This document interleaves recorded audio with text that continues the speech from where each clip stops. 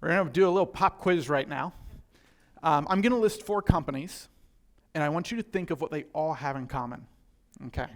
You guys ready? Here we go. Facebook. Heard of them? Uber, YouTube, and Airbnb. Lots of answers, but what do they all have in common? Apps. They all have apps, yes. What else? Yeah. They connect people, yeah. Yeah, what else? One more. They're everywhere. Yeah, we're like catching Ubers in third world countries. It's amazing. There's lots of things we could tell. We could talk about how none of them existed 15 years ago. We could talk about how they're all worth billions of dollars. But here's one of the most interesting things. Uber, it's the largest taxi ride-sharing service in the world. How many cars does Uber own? None. So Airbnb does more bookings than all the hotel chains combined. How many properties does Airbnb own? None. YouTube, the #1 video service in the world. In fact, hours and hours of video are uploaded to YouTube every second. How much original content does YouTube produce? 0. And Facebook, one of the #1 visited websites in the world, how much original content do they write for their website? None, right? We could go on and on with other companies that do this. But there's a technical word for them. The word is platforms. Because a platform, the basic premise of a platform is they don't own things. They just, as you said, connect people. You need a ride and you have a car, let us introduce you. You have a video you want people to see and you want to watch a video, we'll connect you. That's a platform. Live Global is a platform for missions. So Live Global connects a national Christian who is already doing effective and quality ministry in their home culture with a North American believer, individual, or church who has a passion for the same thing and has a desire to serve.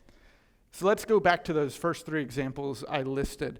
Before we do that, I guess the important thing is to understand that in all of these, Live Global doesn't start ministries, we don't control ministries, we don't own ministries, we don't initiate ministries. We're just coming alongside people to partner with them, to serve alongside with them and connect you to what God is doing across the world. And it's all about relationships. So every single one of the national partners that Live Global connects with, we have had a long-term friendship with. So we know who they are, we know their families, and over time and as God leads, we wait until they ask us to be involved, and when they do, we come alongside them and we serve.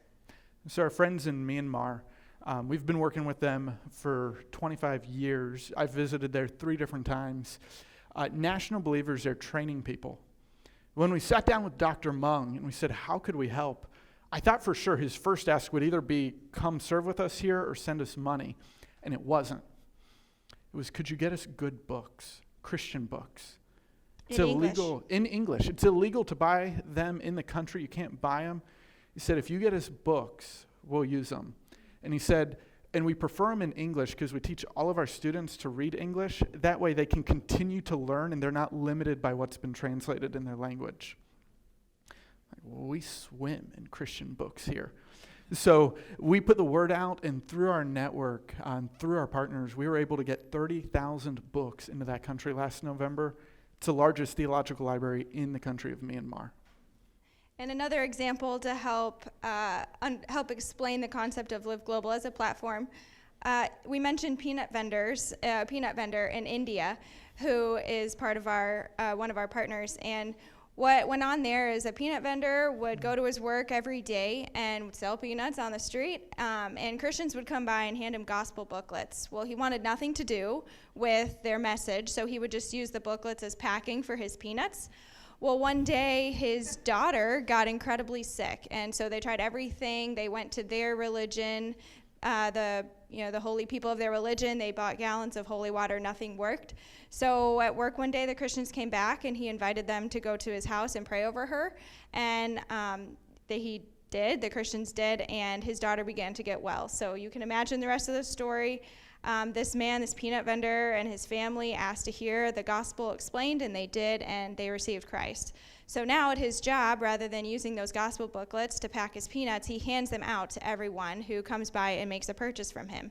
And this guy is a part of a network of 10,000 other Indian national believers who pass out gospel booklets every day at their jobs. And so North Americans can come alongside them not by passing out gospel booklets on the streets of India, but by praying for the people who are, and for helping pay for the printing of these gospel booklets by the thousands. Or in Cuba, where I was right before Corona broke out, partnering with national believers there, and we help bring supplies in, because you can't buy stuff in Cuba easily. A single shirt is a month's wage there. Even doctors can't get their hands on prescriptions or medications such as ibuprofen or Advil. So we bring in suitcases worth of supplies, we partner with them, we think with them, we help them as they seek to reach their own people.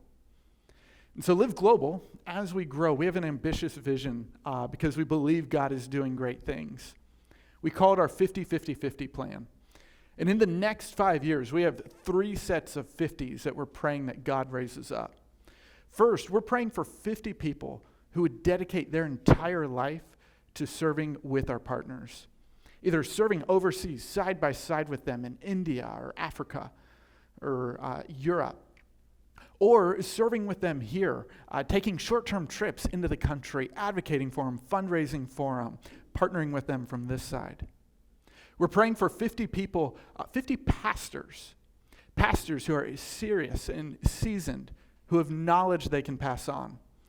Because as we traveled, like for example, in Nepal, the average pastor has 1, maybe 2 days worth of training.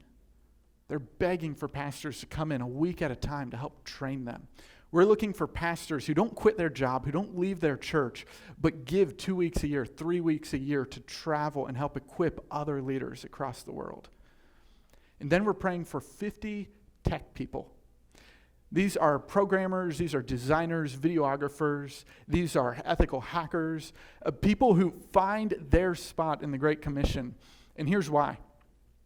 As we've traveled, we've been in a dozen countries since we've been married for 3 years.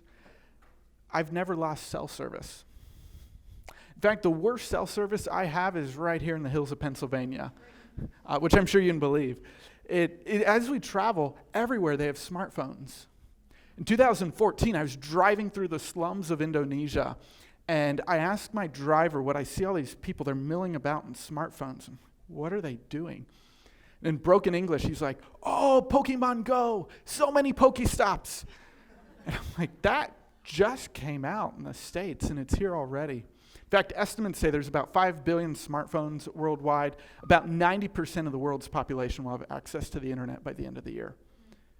So for us, this is a gospel opportunity to get the internet out. So we have people who use technology to advocate for our partners, people who use technology to get the gospel into places we can't get people.